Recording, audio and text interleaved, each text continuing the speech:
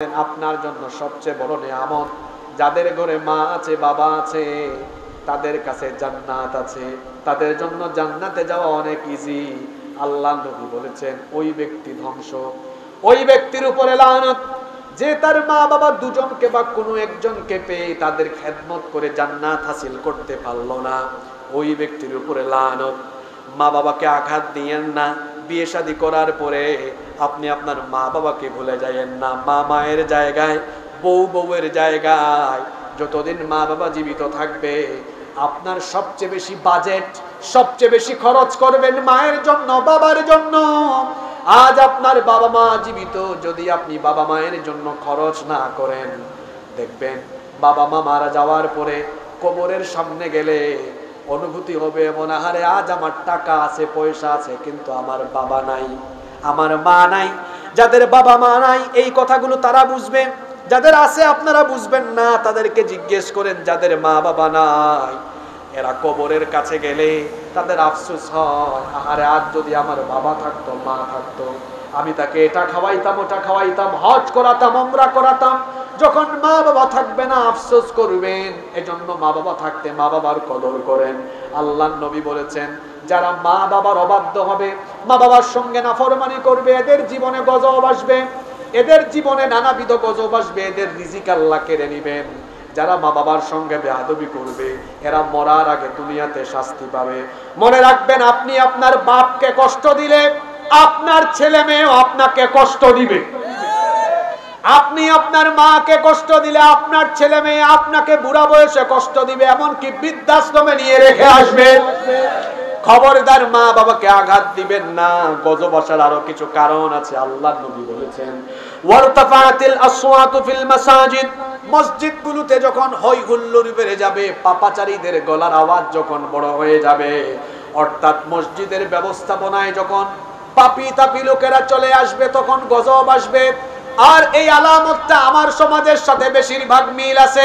আমার দেশের বেশিরভাগ মসজিদ কমিটিগুলোর ব্যবস্থাপনায় দেখবেন অপদার্থ এবং পাপী তাপী লোকেরা আছে। আমাদের মসজিদ কমিটিতে থাকার যোগ্যতা হলো টাকা থাকা, পয়সা থাকা, ক্ষমতা থাকা। আমার দেশের বেশিরভাগ মসজিদ কমিটির সভাপতি সেক্রেটারি সুদখোর ঘুষখোর। যেই মসজিদের সভাপতি সেক্রেটারি সুদখোর ঘুষখোর, ওই মসজিদে কোনোদিনও হক কথা শোনা যায়। ওই মসজিদগুলোতে জুমার দিনে, যে আজকে জুমার দিন গেল, দেখবেন কোন কোন মসজিদে 11টার আগে 10:30 থেকে মসজিদ ফিল আপ হয়ে যায়। কোন কোন মসজিদে দেখবেন 1টা বাজে তাও মসজিদের ভেতরে মুসল্লি হয়। যেই মসজিদে আপনি দেখবেন 1টা হয়ে গিয়েছে, 1:15 তখনও মুসল্লি নাই, বুঝবেন এই মসজিদের ব্যবস্থাপনা ভালো না, এই মসজিদের কমিটির সভাপতি সেক্রেটারিও সুবিধার না। এরা হুজুর রাখার সময়ও সুবিধার হুজুর রাখে, যে হুজুর এদেরকে বাঁচাতে পারবে, সেফ রাখবে, এইরকম হুজুর তারা রাখবে। হক কথা শোনা যাবে না। আর আমার দেশে এইরকম বহু হুজুরও আছে, এইরকম বহু হুজুরও আছে যারা সভাপতি আর সেক্রেটারির তাবেদারি করে করে, প্রশংসা করে করে মসজিদে থাকে। এমন হুজুরও আছে না নাই? যেই মসজিদের ইমাম বা খতিব সাহেব সভাপতি সেক্রেটারিকে ভয় করে হক কথা বলতে পারে না, ওই ইমাম বা খতিব সাহেবের উচিত হলো ইমামতি বা খতিবের দায়িত্ব ছেড়ে দিয়ে ব্যবসা কিংবা চাকরি করে ভাত খাওয়া। মসজিদের দায়িত্ব পালন করলে নির্ভয়ে আপনাকে হক কথা বলতে হবে। আল্লাহর নবী বলেছেন মসজিদগুলোতে যখন পাপী তাপী ফাসেক লোকেরা দায়িত্ব পালন আরম্ভ করবে তখন গজব আসবে। এখন বলেন তো এই আলামত আমার সমাজের সাথে মিল আছে না নাই? আল্লাহর নবী আরো বলেছেন ওয়াকানা যাঈমুল কওমি আরযালুহুম, যখন সমাজের নিকৃষ্ট চরিত্রের লোকেরা সমাজের নেতা হয়ে যাবে তখন গজব আসবে। এখন বলেন তো এই আলামতটার মিল আছে না নাই? এখন সামনে বাংলাদেশে উপজেলা নির্বাচন আসতেছে, আপনি দেখবেন সমাজের ভালো ভালো মানুষের বিপরীতে বেশিরভাগ ক্ষেত্রে ছেসরা চোর চামার দুর্নীতিবাজ লুটেরারা তারা দেখবেন মানুষকে হাত নাড়িয়ে নাড়িয়ে শুভেচ্ছা জানাবে। নিকৃষ্ট চরিত্রের মানুষগুলো যখন নেতৃত্বের পর্যায়ে চলে আসবে তখন ওই জাতির উপরে গজব আসবে। আপনি কি রাগ করলেন? নায়ক নায়িকা, গায়ক গায়িকা, খেলোয়াড়, এরা জাতির ঘাড়ে চেপে বসলে ওই জাতির অবস্থা কিন্তু খারাপের দিকে চলে যেতে দেখেন না।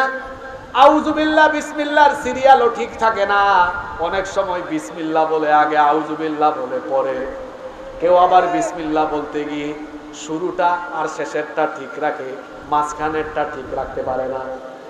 বিসমিল্লাহির রহিম, আমি কি বানায় বলতেছি? আমি যে কথা বললাম এরকম বলছে তো? বিসমিল্লাহির রহিম।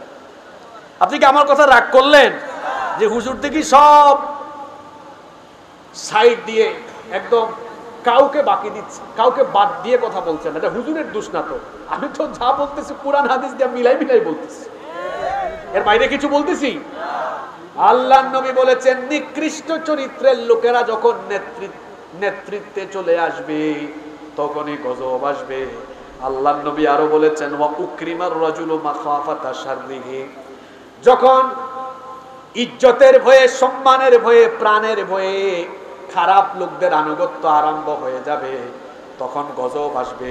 আপনাদের কথা কি আর বলবো, এই দোষে এখন অনেক হুজুররাও এই দোষে দুষ্ট। নিজের চাকরি, নিজের প্রমোশন, চাকরি বেতন ঠিক রাখার জন্য অনেক সময় তারা নিজেরাও হক কথা বলতে পারে। আলিয়া মাদ্রাসার সিলেবাসের যখন 12টা বাজলো তখন আলিয়া মাদ্রাসার কিছু কিছু হুজুরেরা কথা বললেও বেশিরভাগ হুজুররা ঠিক মতো কথা বলতে পারে। আমি তো এই কথা বলে খুব বিপদেও পড়ছিলাম 2-3 মাস আগে। আমার উপর আলিয়া মাদ্রাসার হুজুররা খুব খেপা যে এই কথা কেন বলেছেন। আমি আবারও রিপিট করছি, যেটা বলেছি ঠিকই বলেছি, যেটা বলেছি ঠিকই বলেছি। রমজানের আগে 2-3 সপ্তাহ আগে আমি সিলেটে যাচ্ছিলাম মাহফিলে। ব্রাহ্মণবাড়িয়া গুলচত্বরের পরে একটা সিএনজি পাম্প আছে, এই যে গুলচত্বরের উপরে, পাম্পটার নাম আমি ভুলে গেছি। এই গুলচত্বরে আমরা নামলাম একটু ওয়াশরুমে যাব। কুমিল্লা বরুড়া থেকে 2টা বাস ভরে যাচ্ছে পিকনিকে, সিলেটে বনভোজনে পিকনিকে যাচ্ছে। বড় বড় ছেলেমেয়েরা, হয়তো এরা আলিম ফাজিলে পর্যন্ত পড়ে, মাদ্রাসার হুজুরেরা আছেন, হয়তো মাদ্রাসার ম্যাডামরাও আছেন, হয়তো দেখে এরকমই মনে হয়েছে, ছাত্রছাত্রীরা আছে।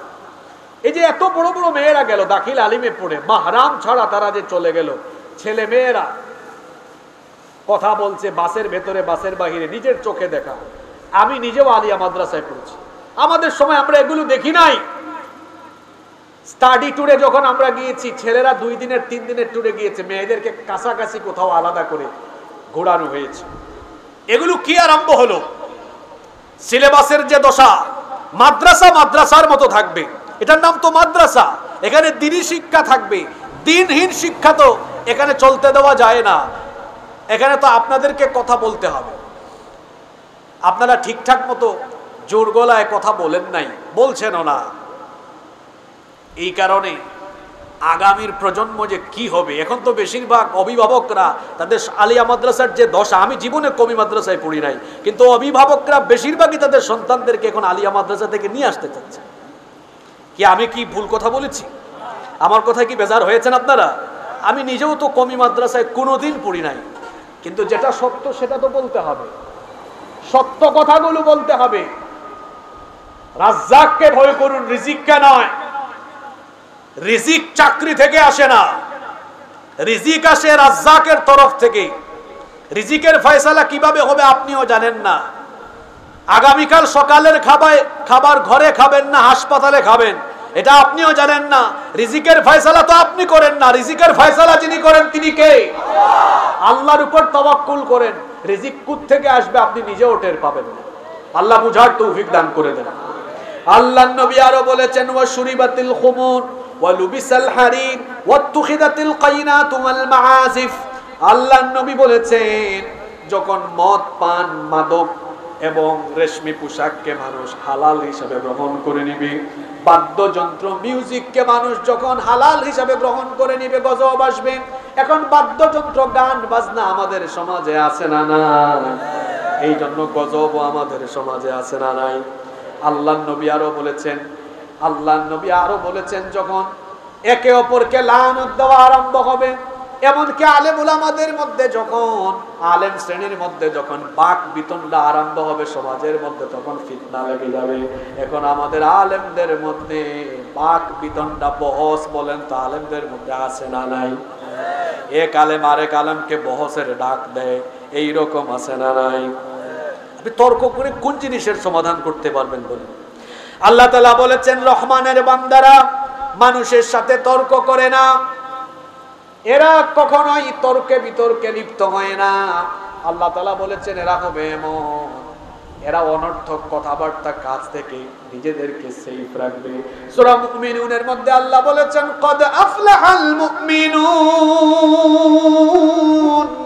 আল্লাযীনা হুম ফি সালাতিহিম খাশিউন ওয়াল্লাযীনা হুম আনিল লাগwi মু'রিদুন। আল্লাহ তাআলা বলেছেন সফল কাম হলো তারা নামাজে বিনয়ী যারা, এবং সফল কাম হলো তারা অনর্থক কথাবার্তা কাজ থেকে বিরত থাকে যারা। এখন দেখবেন তর্ক আর তর্ক। কিছুদিন আগে আপনারা দেখেছেন তারাবি 8 রাকাত না 20 রাকাত, এটা নিয়ে তর্ক বিতর্ক আছে না নাই? বলেন তো এগুলাকে বিতর্ক করার জিনিস কিনা? জোরে বলেন। আমার দেশে কিছু আলেম আছে, এরা নিজেদেরকে শুধু আলোচনায় রাখতে অভ্যস্ত। কি করে তারা ভাইরাল থাকতে চায়? এই যে 8 রাকাত আর 20 রাকাত নিয়ে যিনি এই তর্ক বিতর্ক করেছেন, এই লোকটা সব সময় আছি সারাদিন ফেসবুক বা দেশের ভিতরে কোন কোন কার্যক্রমগুলো হলো এগুলো নিয়ে আলোচনা করা। কোরআন সুন্নাহর আলোকে দীর্ঘ সময় ধরে বক্তৃতা আপনি খুব কমই তার কথাই শুনতে পাবেন। আমি তাকে নিয়ে কোনোদিনও এর আগে বক্তৃতা করি, কিন্তু আজকে বলতে বাধ্য হয়েছি এই কারণে, আমি গত 1.5 মাস মাহফিলে ছিলাম না। কাউকে নিয়ে কথা বলতে দেখবেন সে ছাড় দেয়, তার কথাবার্তা শুনলে মনে হয় একমাত্র সেই হচ্ছে হক, বাকি সব বাতিল। ঠিক কিনা বলেন? এবং সে সব সময় ফিতনা সুলভ বক্তৃতায় অভ্যস্ত, সব সময় ফিতনা সুলভ বক্তৃতায় অভ্যস্ত, সবার ভুল ধরে বেড়াবো। আরে ভাই, আপনি নিজের চরকায় তেল দেন। প্রত্যেকটি মানুষের ভেতরে কম বেশি ভুল ভ্রান্তি আছে না নাই? আর আপনাদেরকে বলছি, আপনারা যারা মাহফিল আয়োজন করেন, আয়োজকদেরকে বলবো, কোন হুজুর এসে যখন অন্য হুজুরের বদনাম কিংবা আলেমুল আমাদের মধ্যে ফিতনা লাগানোর ট্রাই করবে, ওই হুজুরকে স্লিপ দিয়া সুন্দর করে নামায় দেন। এখন আপনারা বলতে পারেন, হুজুর আপনিও তো অন্য হুজুরকে নিয়ে কথা বলছেন। আমি ওই হুজুরের কথা আমি তো আগেই বলেছি, কোনোদিনও বলি নাই। আমি জাস্ট এটা সাবধান করছি যে ওই হুজুরের মতো যেন অন্যান্য হুজুরেরা না হন, এভাবে যেন ফিতনা লাগানোর মতো কোনো আলোচনা আমরা না করি। কে বুকে হাত বাঁধবে, কে নাভিতে হাত বাঁধবে, এটা মাহফিলে আলোচনার বিষয় নয়। তারাবি 8 রাকাত হবে না 20 রাকাত হবে, এগুলা নিয়ে আলোচনার বিষয় নয়। বরং যারা বেনামাজি আছে এদেরকে বুঝায় শোনায় আওয়াজ নসিহত করে নামাজে আনা, এটাই হবে আমাদের দায়িত্ব। আমরা ফিতনা চাই না। উম্মতের ঘরে আগুন লেগেছে, আমরা আগুন নিভানোর ব্যবস্থা করব। আমরা যখন আলেমে আমরা যখন তর্কাতর্কিতে লিপ্ত, আমরা যখন তর্ক বিতর্ক করছি, এই সুযোগে আলেমে আমাদের বিভেদ বাড়ছে, আর জালিমে বন্ধুত্ব বেড়ে, জালেমে বন্ধুত্ব বেড়ে এরা অনেক কাজ করে ফেলতেছে, যেটা আমরা অনেকে জানিও। আল্লাহ আমাদেরকে বুঝার তৌফিক দান করে। আল্লাহ আলেমদের মধ্যে ঐক্য সৃষ্টি করে দেন। দূরত্বকে আল্লাহ তাআলা দূর করে দিয়ে আলেমদের মধ্যে ভালোবাসা, হৃদ্যতার বন্ধনকে মজবুত করে দেন। আমরা বলি আমিন। এরপরে 4 নাম্বার, গজব কেন আসে? মানুষের উপরে বিপদ কেন আসে? মানুষ যখন হক কথা বন্ধ করে দেয়, যখন অন্যায় দেখে মানুষ চুপচাপ থাকে, অন্যায়ের প্রতিবাদ করে না, তখন ওই সমাজের উপরে গজব আসে। এজন্য আল্লাহ তাআলা কোরআনে কারীমের 8 নম্বর সূরা সূরাতুল আনফালের 25 নম্বর আয়াতে বলেছেন, ওয়াত্তাকু ফিতনাতান লা তুসিবান্নাল্লাযীনা যালামু মিনকুম খাসসা ওয়া'লামু আন্নাল্লাহা শাদীদুল ইকাব।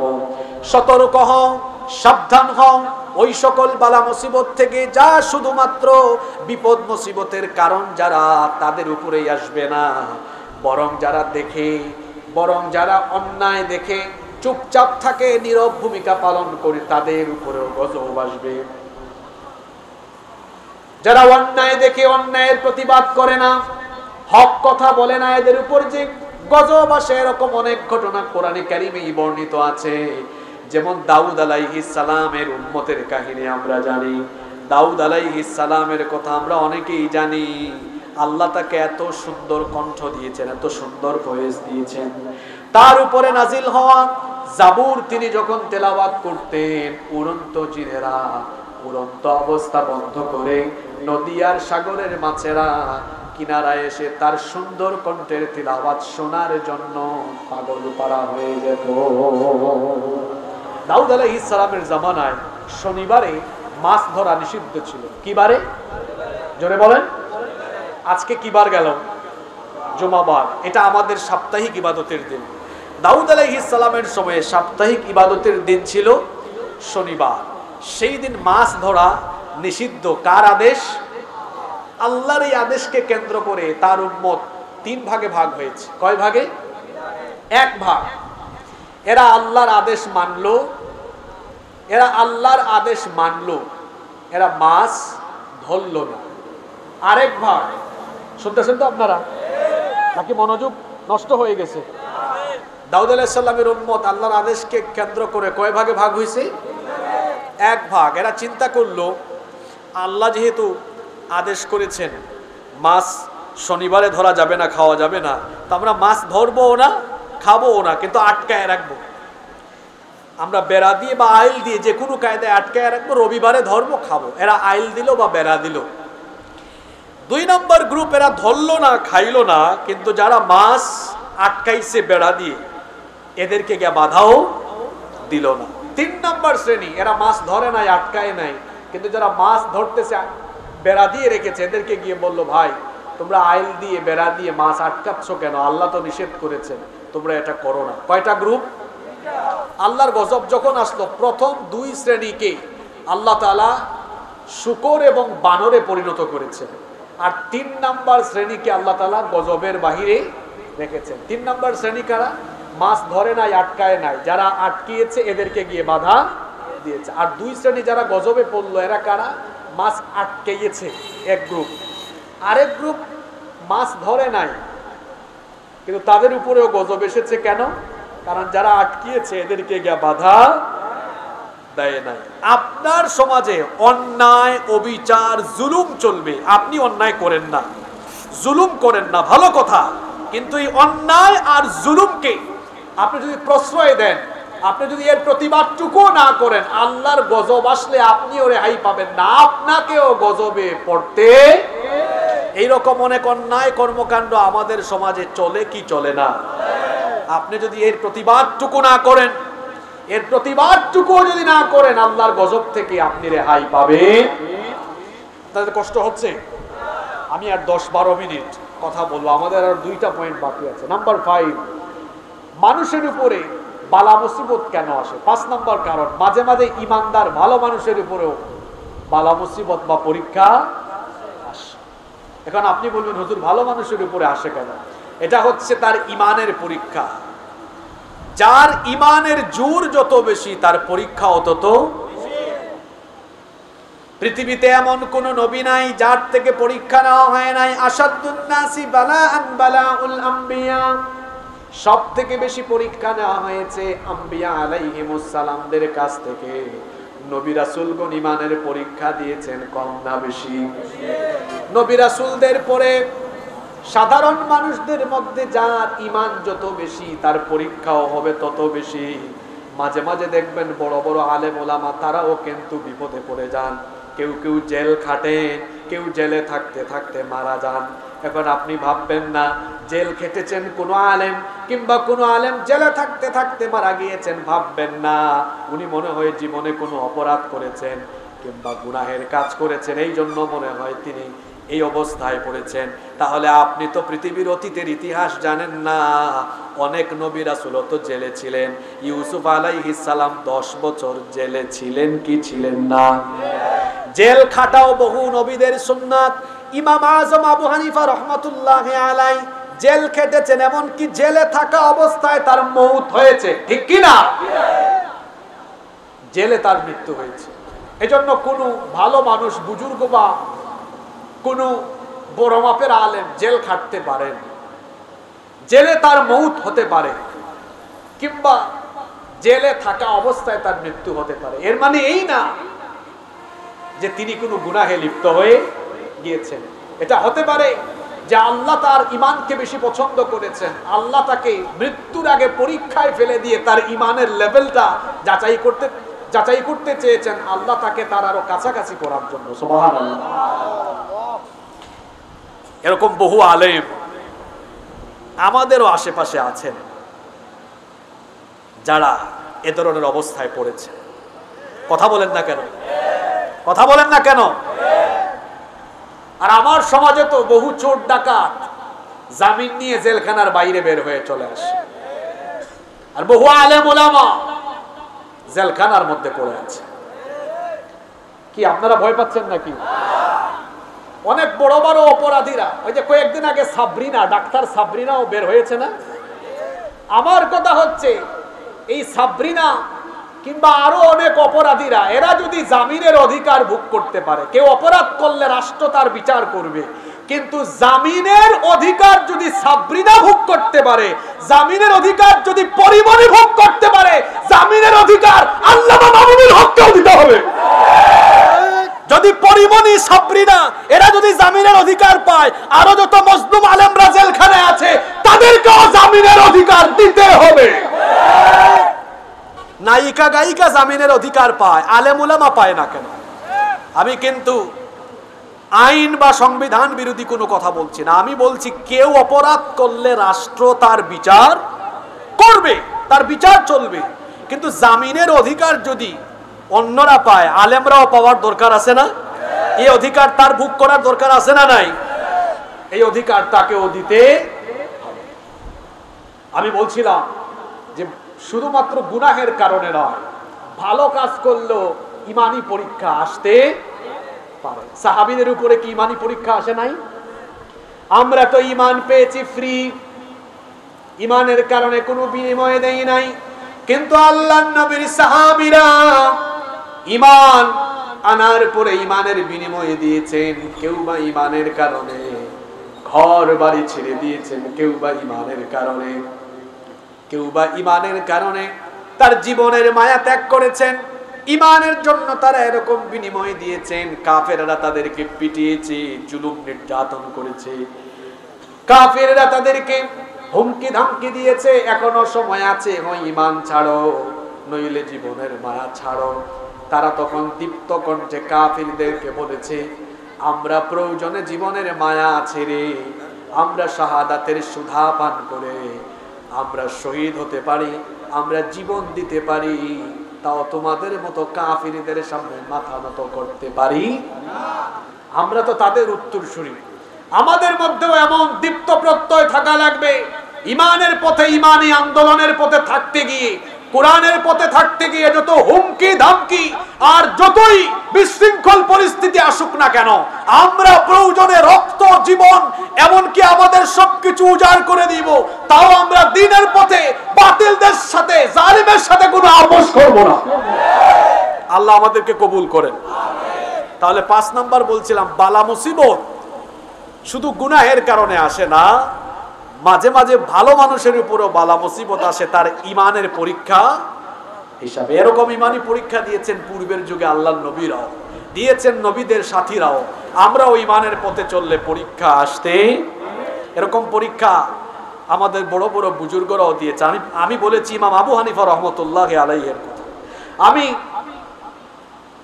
আমি আপনাদেরকে বলছি ইমাম আহমদ বিন হাম্বল রাহিমাহুল্লাহ এর কথা। আরে তাকে জেলখানার ভেতরে এদিক থেকে পিটিয়ে, ওই দিক থেকে, জেলখানার এক দেয়াল থেকে পিটিয়ে অন্য দেয়ালে তাকে নিয়ে যাওয়া হয়েছে। এরকম নির্যাতন তার উপরে করা হয়েছে। সাইয়েদ কুতুবের ইতিহাস আপনারা পড়বেন, এত জুলুম নির্যাতন তাদের উপরে করা হয়েছে। আরে আমাদেরও তো এরকম বহু প্রিয় ব্যক্তিত্ব আছেন যাদের জন্য আমাদের হৃদয়, আমাদের মন পুড়েছে, যারা সারা জীবন মানুষকে কোরআনের বাণী শুনিয়েছেন। জালিমের গোষ্ঠী তাদেরকে বছরের পর বছর কষ্ট দিয়েছে। এই হিসাব, এই বিচার দুনিয়ায় না হলেও বিচার তো একদিন আসে, কার আদালতে হবে? জোরে বলেন। যারা পৃথিবীতে যতটুকুন জুলুম করেছে, জুলুমের এই হিসাব একদিন হবেই হবে। এই হিসাব কোনো মানুষ নিবে না, হিসাব নিবেন কে? আমরা অপেক্ষায় রইলাম। নাম্বার 6, 6 নাম্বার, মানুষের উপরে গজব তখন আসবে। বিশেষ করে শেষের 2টা পয়েন্ট আমাদের কথা বলছি। আমরা ইমানদার না বেঈমান? জোরে বলেন। প্রথম 4টা পয়েন্ট বলেছি আম, হিন্দু, বৌদ্ধ, খ্রিস্টান, মুসলমান সবার জন্য বলেছি। পরের 2টা পয়েন্ট শুধু আমাদের ব্যাপারে খাস। 5 নাম্বারটা কি বলেছি? আপনার ইমানের কারণেও পরীক্ষা আসতে পারে। এরপরে 6 নাম্বার, আপনি যখন লিল্লাহ থেকে নিজেকে গুটিয়ে ফেলবেন তখন গজব আসবে। আমি আজকের আলোচনা শেষ করব সুন্দর একটি ঘটনা কোরআন থেকে শুনিয়ে। আমি কি ঘটনাটা বলবো? এই ঘটনার মধ্যে অনেক শিক্ষা আছে। জিহাদ ফি সাবিলিল্লাহ থেকে যখন মুসলমানরা দূরে সরে যাবে গজব আসবে। আপনারা আবার জিহাদ শুনে আতঙ্কিত হবেন না, কারণ আমাদের বাংলাদেশে অনেক বুদ্ধিজীবী আছে, এরা জিহাদ মানে মনে করে সন্ত্রাস। জিহাদ আর সন্ত্রাস এক জিনিস। ইসলাম সন্ত্রাসবাদকে উস্কে দেয় না। ইসলাম সন্ত্রাসের বিরুদ্ধে, জঙ্গিবাদের বিরুদ্ধে। এই যে আপনাদের এলাকার এই সন্তান মাইনুল ভাইকে আপনারা অনেকে চিনেন না? এখান থেকে 6 কিলোমিটার দূরে ওনার বাড়ি। তিনি পাহাড়তলী থানার ওসি ছিলেন, এখন এসি। তো একদিন তিনি আমার মসজিদে জুমা পড়েছিলেন, আর ভাগ্যক্রমে ওই দিন আলোচনাই হয়েছে ইসলাম ও সন্ত্রাসবাদ। তো তিনি বক্তব্য শুনেছিলেন। এরপরে তিনি আমার পরে আবার বক্তৃতাও করেছিলেন। তিনি অনেক কোরআন হাদিস দিয়ে বক্তৃতা করলেন, আর বললেন যে আসলে আজকের বক্তৃতা শুনে আমার খুব ভালো লেগেছে যে সন্ত্রাসবাদের ব্যাপারে ইসলামের যে দৃষ্টিভঙ্গি এত চমৎকার, আমি আজকে না শুনলে সেটা বুঝতে পারতাম না। আমাদের দেশে অনেক বুদ্ধিজীবী আছে, এরা মনে করে যে জিহাদ মানেই সন্ত্রাস। জিহাদ মানে সন্ত্রাস নয়, বরং জিহাদের বিধান দেওয়া হয়েছে সন্ত্রাসবাদকে নির্মূল করে দেওয়ার জন্য। জিহাদ মানে হলো কোনো একটি উদ্দেশ্য বাস্তবায়নের লক্ষ্যে কাজ করা, অর্থাৎ আল্লাহর জমিনে আল্লাহর দ্বীন প্রতিষ্ঠার জন্য সর্বাত্মক প্রচেষ্টা চালানোর নাম হলো জিহাদ। মারামারি, কাটাকাটি, যুদ্ধ এটাকে জিহাদ বলে না, এটাকে বলে কিতাল। এটাকে কি বলে? কিতাল। কিতাল আর জিহাদ এক জিনিস নয়। কিতাল হলো জিহাদের সর্বশেষ পর্যায়। কিতাল হলো জিহাদের সর্বশেষ পর্যায়। তো জিহাদ থেকে দূরে থাকলে যে মুসিবত আসে, একটি ঘটনা আপনাদেরকে শোনাই। মুসা নবীর নাম আপনারা সবাই জানেন কি জানেন না? মুসা নবীর নাম শুনছেন তো আপনারা? মুসা নবী আর তার কওমকে ডিস্টার্ব করেছে ওই শয়তানটার নাম কি? জোরে বলেন। ফেরাউন নামে এখন কেউ দুনিয়ায় নাই, কিন্তু ফেরাউনের মতো আচার আচরণ এখনো দুনিয়ার বহু মানুষের ভিতরে আছে। কি বলেন, আছে না? ফেরাউনের কিছু স্বভাব কোরআনে কারিমে আছে। ফেরাউন ছিল স্বৈরাচার।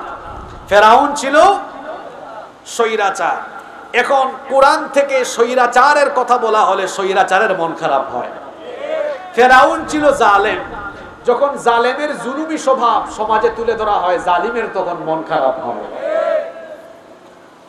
এই ফেরাউন যখন মুসা নবীর উম্মতকে বেশি ডিস্টার্ব করা আরম্ভ করলো, আল্লাহ মুসা নবীকে আদেশ দিলেন, তুমি তোমার উম্মতকে নিয়ে মিশর ছেড়ে চলে যাও। মুসা নবী তার উম্মত নিয়ে রওনা করলেন। যেতে যেতে লোহিত সাগরের সামনে, সাগর কিভাবে অতিক্রম করবেন পেরেশানিতে পড়ে গেলেন। পিছন থেকে ফেরাউনের বাহিনী চলে এসেছে, তার উম্মত হতাশ। এখন তো সামনে গেলেও মরণ, পিছনে গেলেও। মুসা নবীকে আল্লাহ আদেশ করলেন, আপনার হাতের লাঠি দিয়ে আঘাত করেন।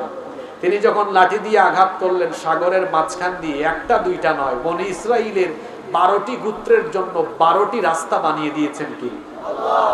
তারা সবাই পাস হয়ে গেলেন। আর ফেরাউন আর তার দলবলকে ওই লোহিত সাগরের মাঝখানে চুবিয়ে মেরেছেন কে? এতটুকু কাহিনী আপনারা সবাই জানেন। এরপরে কি হলো সেই কাহিনী আপনাদেরকে শোনাচ্ছি। মুসা নবী তার উম্মত নিয়ে সাগরের ওই পারে চলে গেলেন। তার এই উম্মত নিয়ে তিনি কোথায় যাবেন? অল্প কিছু খাবার দাবার নিয়ে তারা এসেছেন, খাবার যাবারও ফুরিয়ে যেতে পারে। এখন তারা কোথায় যাবেন? আল্লাহ তাআলা মুসা নবীকে আদেশ করলেন, ও মুসা, তুমি তোমার উম্মত নিয়ে ফিলিস্তিনের অঞ্চলে চলে যাও।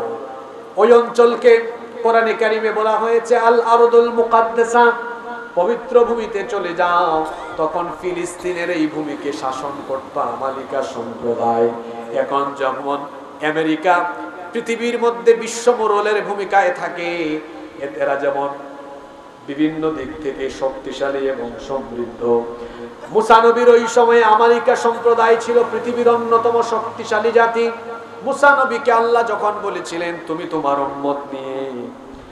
তোমার উম্মত নিয়ে ফিলিস্তিনের ওই অঞ্চলে যাও, সেখানে গিয়ে বসবাস করো, মুসা নবী তখন বলেছিলেন, হে আল্লাহ, আমি আমার উম্মত নিয়ে ওই অঞ্চলে কিভাবে প্রবেশ করব?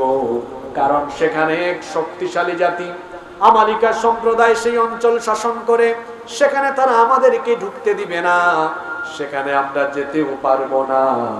আল্লাহ তাআলা বললেন তুমি তোমার উম্মত নিয়ে জিহাদে যাও, সেখানে যাও, জিহাদ করো।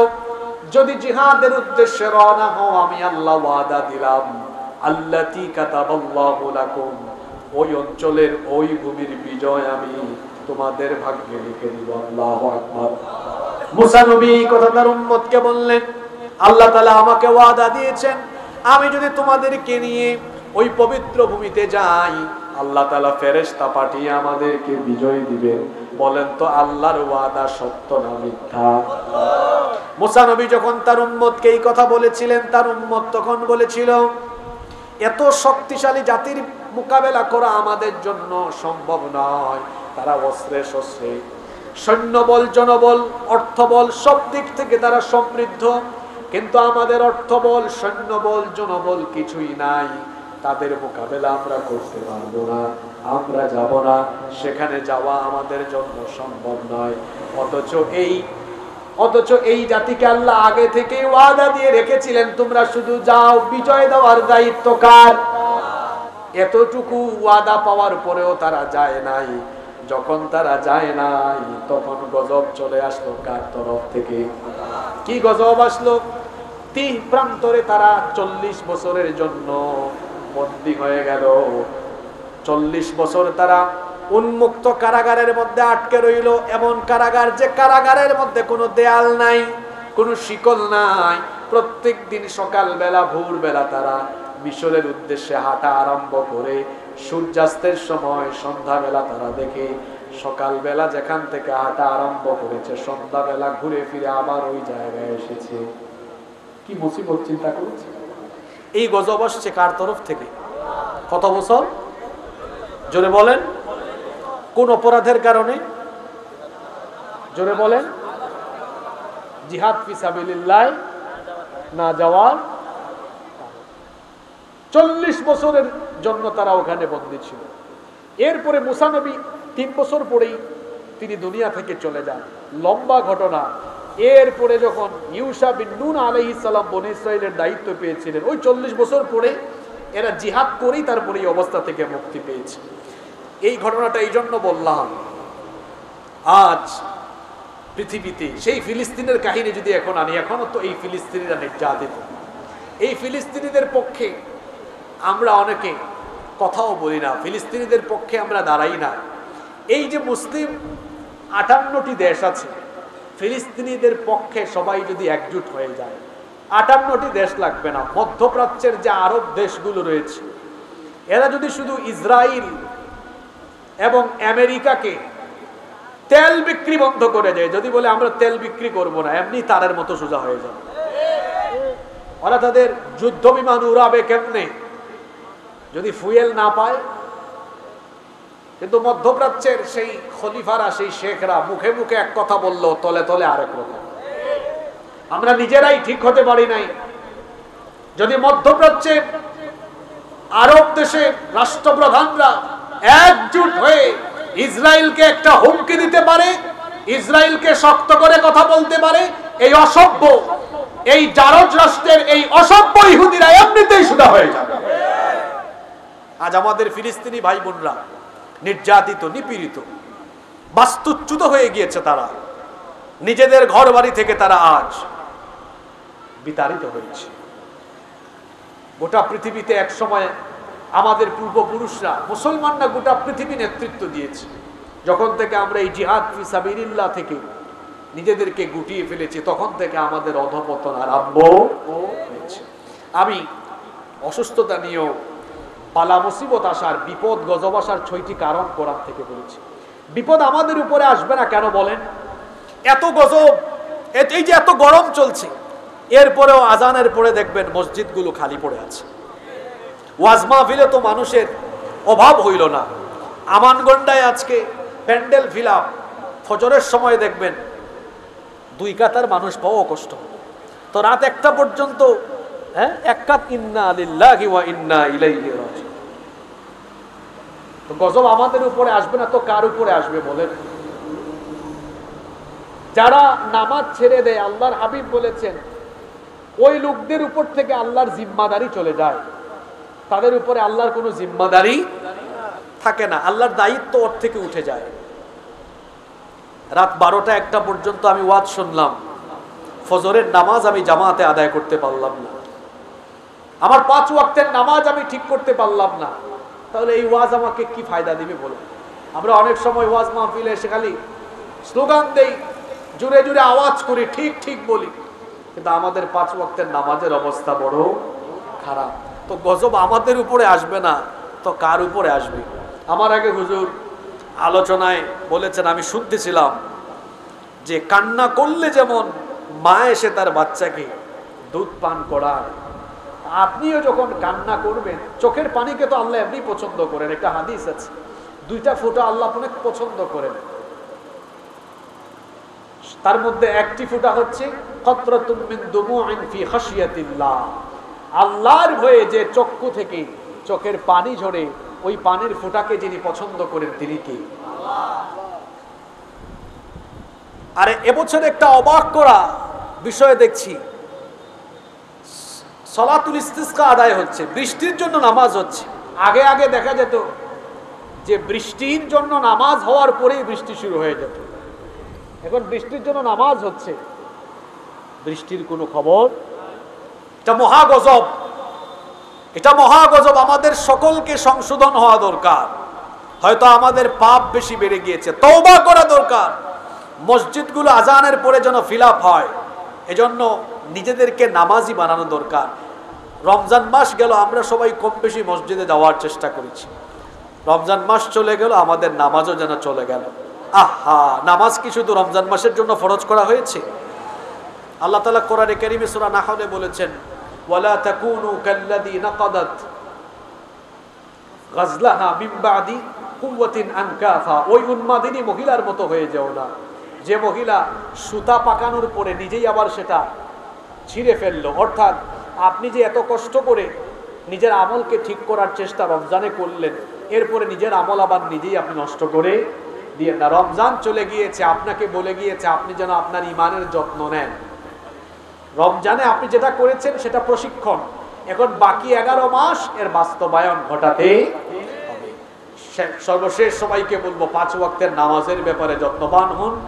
আর এই পরিস্থিতি থেকে আমাদেরকে উদ্ধার হতে হলে আমাদের সবাইকে তওবা করা দরকার এবং পাপ থেকে, গুনাহ থেকে ফিরে এসে আল্লাহমুখী হওয়া দরকার, দিনমুখী হওয়া দরকার। আল্লাহ আমাদের সবাইকে গুনাহ থেকে, পাপ থেকে ফিরে এসে দিনমুখী হওয়ার তৌফিক দান করেন। আমরা সবাই বলি আমিন।